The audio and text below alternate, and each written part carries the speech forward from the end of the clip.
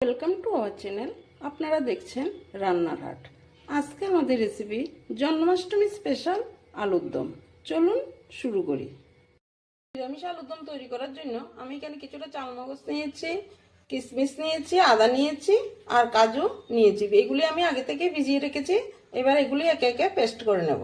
এখানে 500 গ্রাম আলু ডুমু ডুমু করে কেটে নিয়েছি। কড়াই গরম হয়ে গেল, তাতে আমি কিছুটা পরিমাণ তেল দিয়ে দিচ্ছি।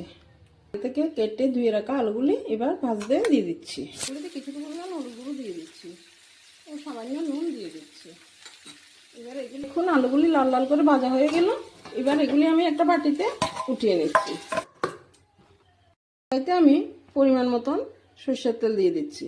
তার জন্য আমি শুকনো লঙ্কা, তেজপাতা, দারুচিনি, এলাচ, লবঙ্গ নিয়ে নিয়েছি। তেল বের হয়ে গেল, আমি তাতে কিছুটা জিরা ফোড়ন দিয়ে দিচ্ছি। আবার 1 সেকেন্ড নেড়ে নিচ্ছি। তাতে দিয়ে দিচ্ছি 1 চামচ বড় চামচা আদা বাটা। এবার আমি তাতে দিয়ে দিচ্ছি চালমগজ বাটা আর দিয়ে দিচ্ছি কাজু কিশমিশ বাটা। এবার এগুলি আবার আমি ভালোভাবে কষিয়ে নেব। এগুলি ভালোভাবে কষানো হয়ে গেল। এবার একটা প্লেটে আমি নিয়েছিলাম হলুদ গুঁড়ো, মরিচ গুঁড়ো, ধনে গুঁড়ো, জিরার গুঁড়ো। এগুলো একটু জল দিয়ে গুলি নিয়েছি। এবার এগুলি দিয়ে দেবো। সবগুলো মশলা ভালোভাবে কষানো হয়ে গেছে। এবার আমি আগে থেকে ভেজে রাখা আলুগুলি দিয়ে আবার 1 মিনিটের মতো ভালোভাবে কষিয়ে নেব। আমি তাতে দিয়ে দিচ্ছি স্বাদ মতো নুন। কষানো হয়ে গেল। এবার তাতে আমি পরিমাণ মতন জল দিয়ে দিচ্ছি। 5 মিনিটের জন্য একটা ঢাকা দিয়ে দিচ্ছি।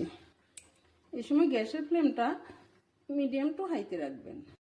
মিনিট হয়ে গেল। এবার আমি ঢাকাটা উঠিয়ে নিচ্ছি। দেখুন তরকারিতে কি সুন্দর ফুটে এসে গেছে। ভালোভাবে সিদ্ধ হয়, তার জন্য আমি আবার 5 মিনিটের জন্য ঢাকা দিয়ে দিচ্ছি। 5 মিনিট হয়ে গেল। এবার আমি ঢাকাটা উঠিয়ে নিচ্ছি এবং সামান্য পরিমাণ চিনি দিয়ে দিচ্ছি।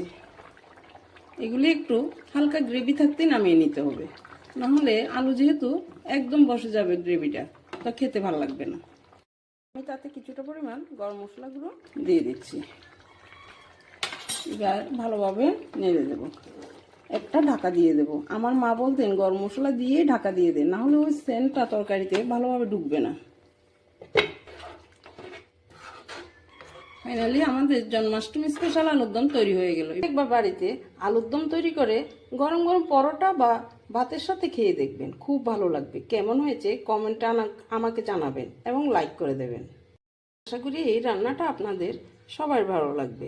এরকম নতুন নতুন রান্না পেতে সাবস্ক্রাইব করে আমার পাশে থাকুন। Thank you.